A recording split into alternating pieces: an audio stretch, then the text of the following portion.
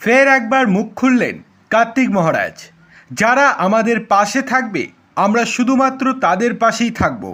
বুধবার সায়েন্স সিটিতে বিজেপির বৈঠকে শুভেন্দু অধিকারীর করা এই মন্তব্যকে সমর্থন করলেন ভারত সেবাশ্রম সংঘের সন্ন্যাসী কার্তিক মহারাজ।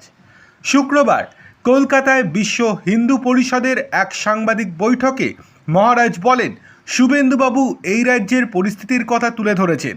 উনি যা বলেছেন তা বাস্তব এবং সত্যি।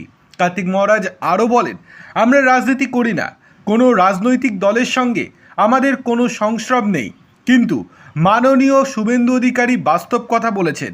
উনি তার দূরদৃষ্টি দিয়ে চিন্তাভাবনা করে এই কথাটাই বলেছেন। এটা তো বাস্তব এবং সত্য কথা। প্রধানমন্ত্রী তার আসনে বসে ঠিক কথাই বলেছেন। তিনি সারা ভারতবর্ষের কথাই বলেছেন।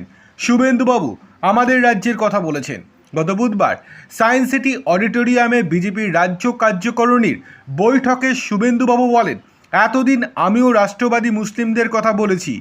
আপনারা বলেছেন সবকা সাথ সবকা বিকাশ, কিন্তু আর বলবো না। এবার থেকে বলবো যারা আমাদের সাথে আমরা শুধু তাদেরই সাথে। আমি দলের সংখ্যালঘু মোর্চা তুলে দেওয়া উচিত বলে মনে করি। শুভেন্দুর এই মন্তব্য প্রধানমন্ত্রী নরেন্দ্র মোদীর মন্তব্যের পরিপন্থী বলে বিতর্ক শুরু হয় দলের অন্দরেই। এরই মধ্যে প্রবীণ বিজেপি নেতা তথাগত রায় সোশ্যাল মিডিয়ায় শুভেন্দু অধিকারীর পাশে দাঁড়ান।